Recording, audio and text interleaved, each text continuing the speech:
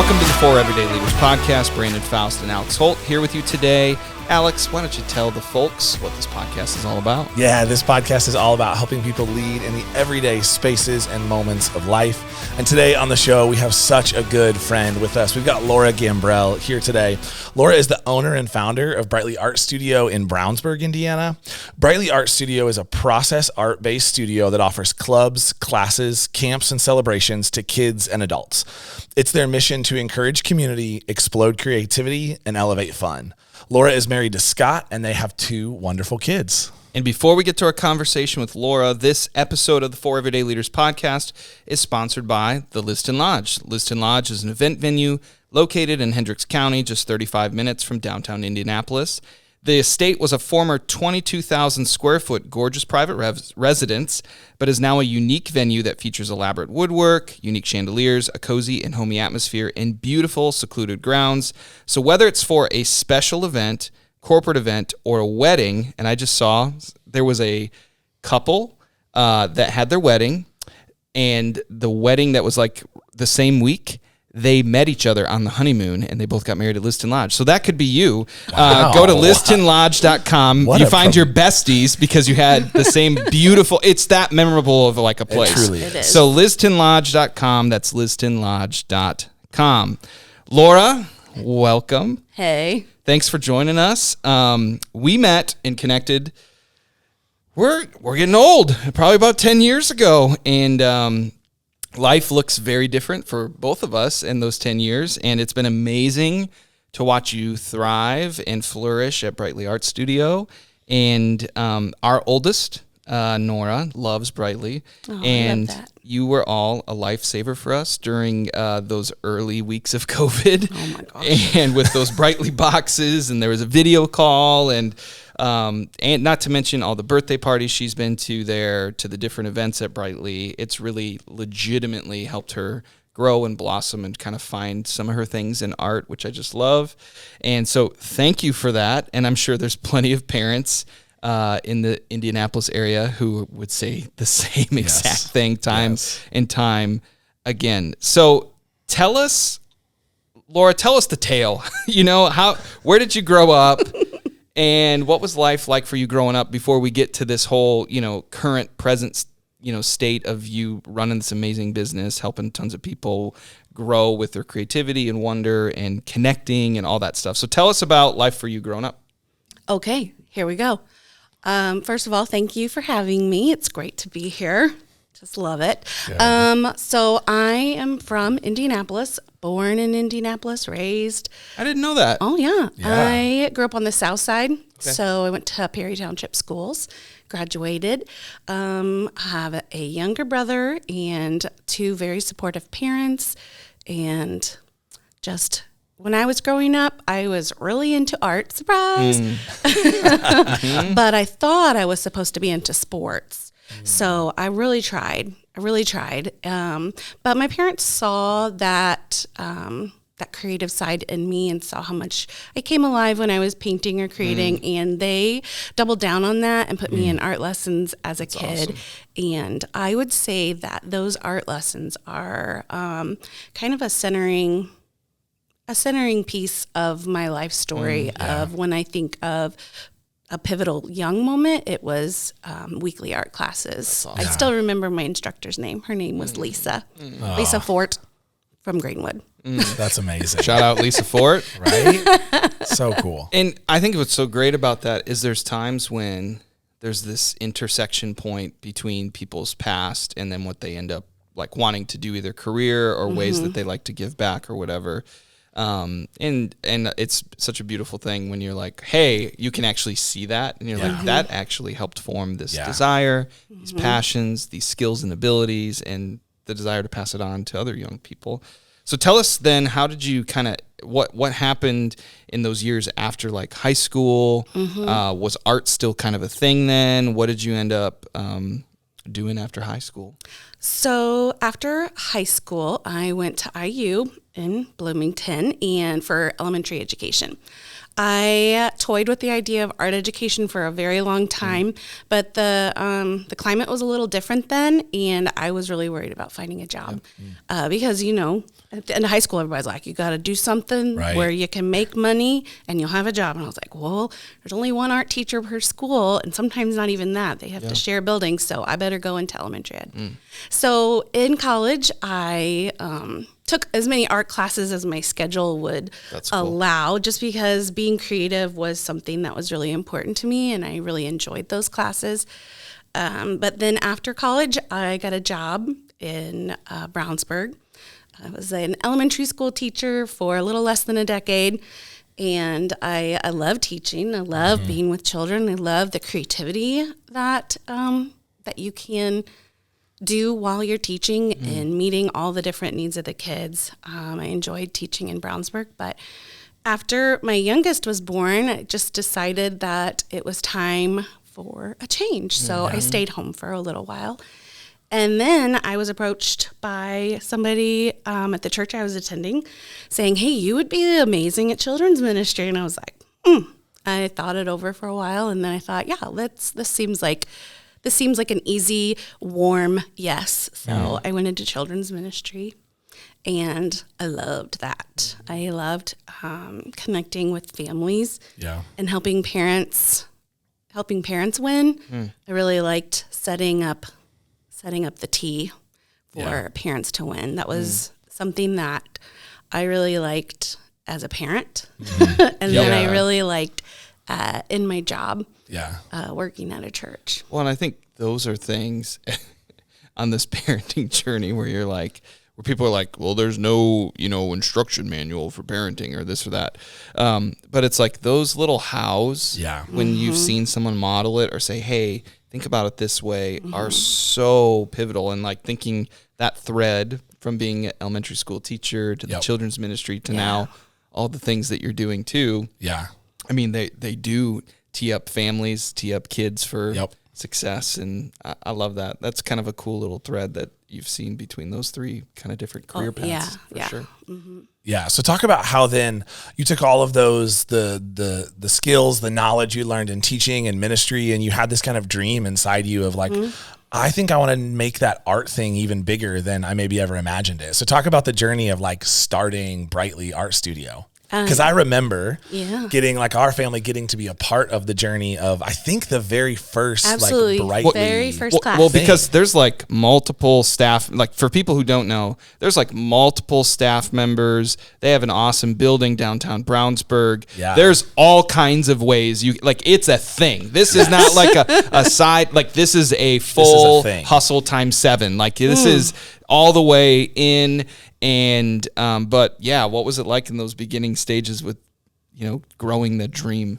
Yeah, well, it was not pretty. I will tell you that is for sure. But, looking back now, I can see that through line through the whole thing. So my role at the church ended abruptly, and I really struggled. I had a lot of my identity wrapped up in what I did. I wasn't a human being. I was a human doing. And I ended up needing some treatment and started working with a therapist. And it was like, if I'm not this, then what am I? And it was a very lonely and sad time in my life. And I remember working through with my therapist and her saying, let's go back. What brings Laura alive? And it was an easy, one, teaching, and 2, art. I mean, the creative process. It was never really about what I made. I sold some paintings, but it was just the doing that was so meaningful and spiritual for me. And so it was like, I don't got anything else going on. And I know I really like this, and I know I'm pretty good at it. So I put out a message on Facebook and started teaching private art lessons at our school library. Not our school library, our local library. Yes. That's awesome. And so then from there, Shout out libraries. Shout out libraries. Right. They're great places Great if places. you're starting a business. Read books. What's funny is my first paying client I met in the Avon Public Library Yeah. There you go. years and years ago. Yeah. So like I shout out libraries. Yes. So from there, I started thinking of wanting to do preschool classes and not just one-on-one, but more of an experience. Like the parents want to do creative things with their kids, but you know what? The planning, the prep, the cleanup, and then their attention spans aren't very long. So it just is a lot of work for not, but it's very important. It helps with their development. The parents know this. So I thought, well, if I could take away those barriers and do all that for them, then that could set them up to be really relational with their kids and just enjoy the process, which is what I love so much. Yeah. So I started doing those at our local parks. Yeah. Shout out local parks. Local parks. All the Man. shout outs Those today. are Seriously. real scrappy. So I rented a shelter for the entire summer Wow. every Saturday Wow. and Friday. And then they just kept growing. And from there, there was people were just really generous. They really liked what we were doing, and another local business in the area, the owner had a storage closet above her bridal store. I do remember And, this. Yep. Yes, and she was like, "You can use it for your art classes," and I was like, "Are you sure?" And she said, "Yes, we've got to help each other, and people help me, and I want to help you." And so we had art classes.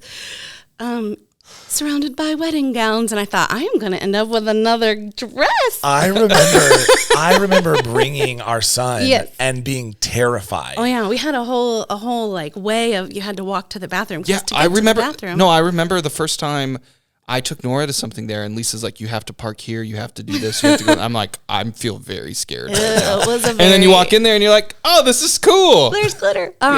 Yeah. So, but anyway, Wow. from there it just kept growing, and we started leasing a space in Brownsburg, about 500 square feet, and that's where we really started to grow.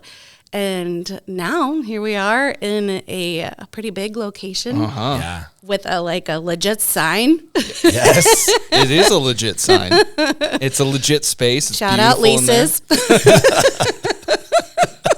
Thank you all who allow us to pay rent Contributed to all of for the office things. spaces. Right. Yeah. Oh, That's so good. great. That That's is- so great. What in that was a moment for you where, because as it's all happening, we were talking before the recording too, of like, it's sometimes just like business ownership or leading it's just can be kind of a rocket ship. And sometimes you're like, this is a great rocket ship. And other times you're like, what did we do? Like, this is crazy. But what has been kind of one of those moments that you've been able to look and be like, hey, we're doing this thing. Like, this is cool. Like, what were maybe some of those moments or new things that you guys started or whatever during your time these last few years?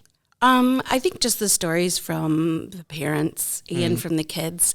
My first group of kids that started with me when they were in kindergarten are now in middle school and starting to volunteer with me. Oh, And that's awesome. I love seeing that. That's I cool. love the idea of just growing that relationship naturally to the next step. I really think every kid needs another adult that loves them and pours into them. And I feel like my staff and I can be that in the creative realm. And I think just the stories of how much an art class has meant to them or changed their view of art. I think a lot of people carry around art wounds, and that those are something where someone said an off comment of like, that's not any good, or what is that? And you're very vulnerable when you create art. And so those little one-off phrases really stick with people. So I'm not creative, or I can only draw a stick figure. And I think that's been the best moment, because for sure I mean, it's a runaway train, and I love well, that's a lie. I do not love every moment of it, but I am proud of every moment, and I feel intense gratitude that this is mine to shepherd for the time being.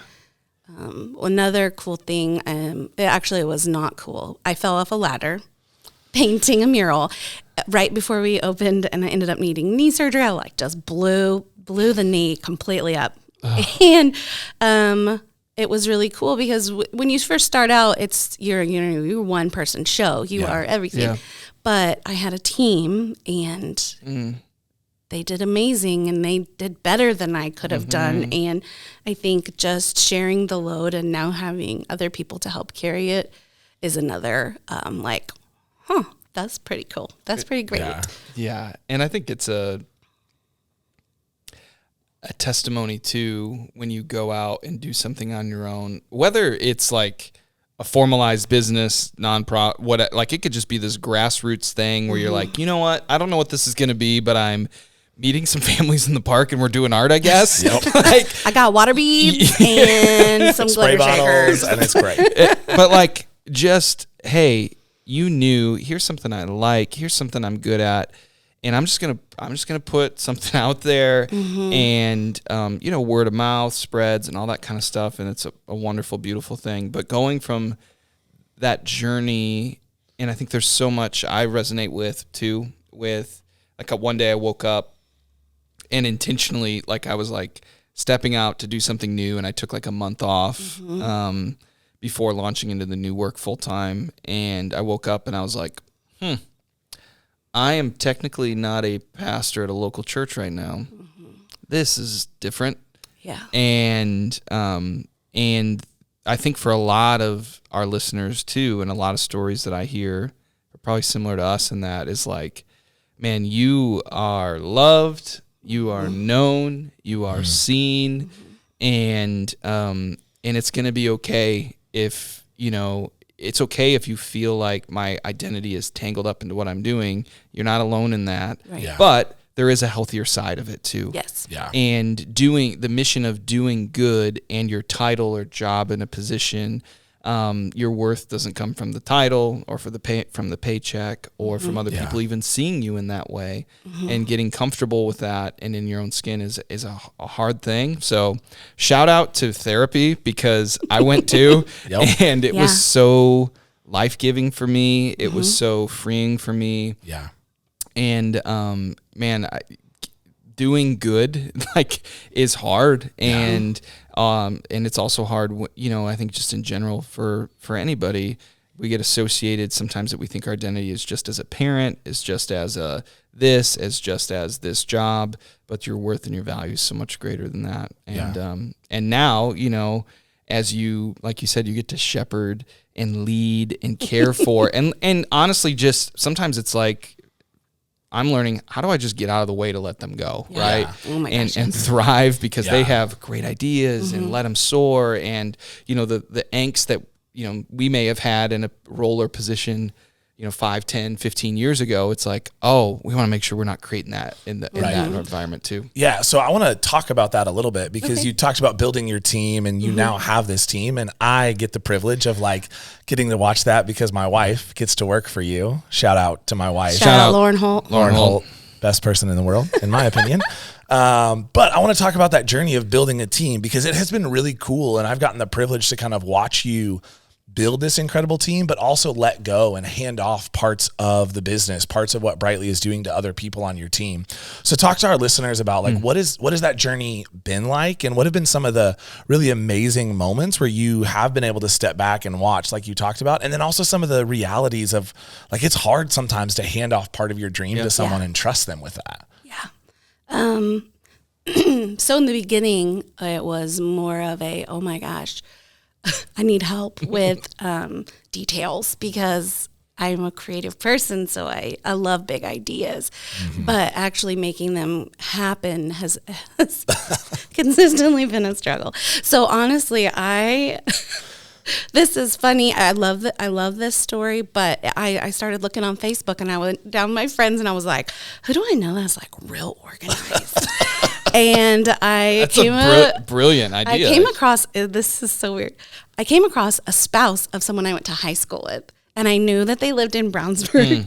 I didn't really, I knew of her, but I did not know her. But I had heard through a mutual friend that she was very detail oriented and just really loved kids, loved art, being creative. And I was like, so I sent her a message on Facebook and I said, hi. And we had coffee, and she's my director of operations, and I could not function without her. That's amazing. Yeah. That's incredible. Like, shout out Facebook, I guess. Yeah, scrappy. Yes. But I would say my leadership style is people first. Yeah. Just above everything. Relationships always above productivity, above products, above everything is preserving and shepherding a relationship. And it's definitely hard, because I do feel like, anytime you bring a group of people with different personalities and different ways of doing things, it can be tricky. But I think always trying to give everyone the benefit of the doubt, seeing the good, that whether or not something went the way I kind of had envisioned it, but knowing that they always had best interests in heart. Yeah. And and then I'm always learning. I kind of literally fell backwards into this job, and I love it, but I also am always learning and trying to become better and be a better leader and a better captain of a ship. Yeah. Yeah. Lots of transportation metaphors of trains, rockets, ships. It's great. They're all going somewhere. They're all going somewhere. We're moving. Well, and what's great about those things you shared with your team is, I think for so long, and I think the last several years, just culturally, workplace dynamics, people are starting to like get that, these are people. Like, it took a global pandemic for a lot of people to wake up and be like, oh yeah, these are people, not just employees or team members or this or that. And so, but that principle of like seeing that person, they're a person, focusing on the relationship, whether it's in a job, whether it's in your neighborhood, we all have that neighbor or three on our street, right? Or, people in your community that you rub shoulders with, whatever your kids are involved with activities with them. Hey, these are people, and sometimes people do silly, crazy things that don't make sense. But I think when you assume the best, right, and have that assume their good intentions as well. Yeah. Whether it's in a workplace or in your home, like that goes a long way. And I love just that fresh reminder and seeing you do that, firsthand with, I know not all of, but some of the team there. And then just my experiences walking in, it's like, man, these people seem to really care about each other, which is a pretty beautiful, rare, unique, powerful thing. Yeah. It's awesome.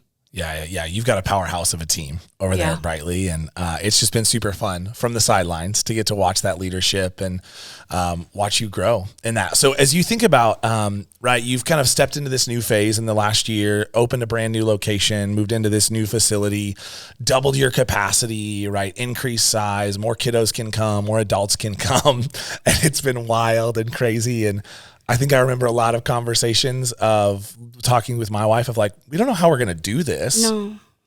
But as you think about, you've taken that step, when you think about like the next 5 years of the work that you get to do, what are the things that you're dreaming about for your community, for how you want Brightly to be something in the community of Brownsburg and the west side of Indy that's really shaping the culture of that side of town? That's a great question. It's a great question. Something that what first popped in my head is with the we don't know how we're going to do it. There's been a lot of YouTubing, a lot of Google, like how do you set up a security camera and things like that. But a phrase that I continuously say over and over to myself is my track record for getting through hard things and solving problems is 100%. Yep. One way or the other. And so I have to keep reminding myself like that I can do this. I can figure out a way, or I can hire someone that can figure out a way, or things like that. As far as dreams, creativity is, I would love to shape the way people think about creativity. It's a muscle. It's something that needs muscle memory. So you need to flex it and you need to use it. And if you don't use it, you lose it. And that's not to say you can't get it back, but it's not something, you're not like, God wasn't like, you are going to get this amount of creativity. You are going to get this amount. It's something that is, it's just a part of who we are. And so changing the way families and a community thinks about creativity, it's not just art, it's baking, it's creating a podcast, it's writing, it's singing. There's just so many things wrapped up into the creative process. And, I just want everybody to have a place where they belong and they can learn new things and they can enjoy themselves and that they're welcome and we'll just kind of keep taking the next right step. I like big picture, but long-term goals are hard because 5 years ago, almost to the day, I was in a bad place, and I never would have dreamed that this is where Laura Gambrel would be 5 years later. Yeah, and that's such a good word of just taking the next step that's in front of you. And it is great to have goals. It is great to plan into the future. Anna's got it. Shout out to Anna. We're just doing all the shout outs today, but just taking that next step and doing the next thing in front of you. Are you thinking of that song right now? I am, and I can't stop. I'm thinking about I would like to sing it, but I'm got and a there's microphone so in many front of me. people who've tried to monetize off of that too. They're like, do the next right thing podcast, do the next right thing book, and you're like, hey man, you better watch out. Disney's coming for you. Disney, we'll just acknowledge that we do not own the rights to that statement. Not at all. Walt and your team, Walt Disney's team. We appreciate you. Yeah, thank you for that. But I just love that. But one of the things that you said earlier that was really interesting to me as I was thinking is, you may have art class once a week or, once a day in school or something like that. But we don't just have kids go to PE class and then not play sports, right? Or music class and then not do music things, right? Be in a band or choir after school or whatever as they get older. So I just think that's a really interesting idea of hey, having a platform, an opportunity to learn and grow in the art. And obviously there's probably some schools that have more opportunities than others in that, but creating this accessibility for people and moving not just from that with kids, but also adults now too is really fascinating. And I think about CrossFit, their whole idea is we want to create, not just have you come in and do hard things and do CrossFit, they want people to move towards functional fitness for their life, right? When you're 65 years old, you can squat down and pick up. I don't know why they always have sandbags or water jugs. Do people pick up water jugs that much? But a picture of people picking up kids or grandkids, those kind of things. You're okay, yeah, I want a life like that. And I think there's something interesting with what you said around flexing those muscles of creativity. I was in a meeting and I kind of wanted to roll my eyes at first because they brought out Play-Doh and they're talk about your organization and Play-Doh. And I'm okay, how's this going to go? My thoughts were definitely limiting in the sense I stink at this. I'm not good at this. But it was it pushed to think through and frame things. And it was awesome. It was really cool. It was a really cool activity and exercise. And I was that was interesting. That was actually very, very helpful. And that was very fun. And it stretched the way I think. And I was in the same meeting and I can confirm Brandon did roll his eyes when it first happened. So I sat next to him and watched it. And I was so excited about it. And he was thrilled about it. So I'm okay, here we go. But yeah, there is something there, I think, too, of what does it look like to, push, and maybe we don't think of ourselves as the typical artist or creative, but there is creativity in each of us, and even the way in which someone may go about, this is going to sound crazy, doing their taxes in a legal way, the creative process, there's a process to, and there's a way in which people do things and express things. And I think that is such a beautiful thing. And I think that what you guys are doing to redeem that idea and instilling that into young people who are loving and thriving in art, but also just giving people experiences to think creatively, to do things uniquely. It's a beautiful, powerful thing. Yeah. Yeah, absolutely. So Laura, as we start to wrap up our conversation today, one of the things we love to ask all of our guests is there a book, is there a podcast, something that has just really resonated with you recently that you could share with our listeners? Well, I have 2 books. Okay, let's and go. a podcast. Yeah, Whoa. Come on, girl. So the first book is business related. It's been my favorite book business wise. It's the book 4 by Jeffrey Henderson. Yes. I love his people first attitude and his vision. It changed everything for me when I read that book within the mindset of business. Yeah. Because you can kind of spin it anyway. Yeah. But the world knowing what you're against, but can you amplify what you're for? Yeah. So that book, and then another book was. This is really bad. I might have to look this up. But the book is called Unseen, and it's by a gal named Sarah Blank. I can't remember her last name off the top of my head. That's fine. But the book is about unseen seasons where you don't feel seen or or you're hidden. I've been, in all my careers, I've been in the front and been, had a light on me. Yeah. And during the season when I didn't, that was very hard. And so that book was very good for those people that might be in an unseen season. Okay. Then That's the good. Podcast is, I really love We Can Do Hard Things by Glennon Doyle. I love her way. She's a feeler and an empath. And I'm a 4 all the way.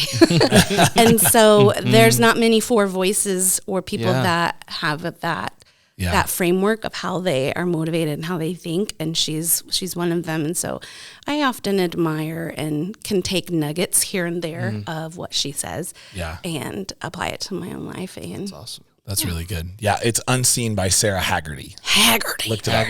So we'll make sure all those books and that podcast are listed in the show notes for you. Yeah, and we want to say thanks for tuning into this episode of the 4 Everyday Leaders podcast by Wayfinders.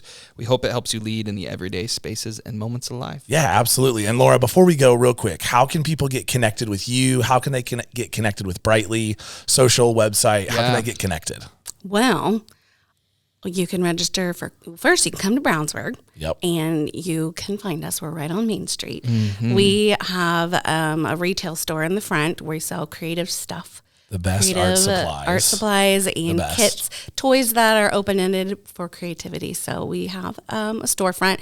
And then you can register for classes on our website, which is brightlyartstudio.com. And then we're on the Gram and Facebook at Brightly Art Studio. And that's that. That's awesome. Thank you so much for having me. This has been fun. Absolutely. And thank you all for listening to today's episode. We really hope that this helps you lead in the everyday spaces and moments of life. And you can continue to follow the journey of the 4 Everyday Leaders podcast by Wayfinders by subscribing to the show on Apple Podcasts, Anchor, Spotify, and YouTube. You can also leave a rating. That helps other people find this incredible content. Laura, thank you so much for joining us. This was so much fun. So good. Such a good way to start the day. Just a great day. Really appreciate you.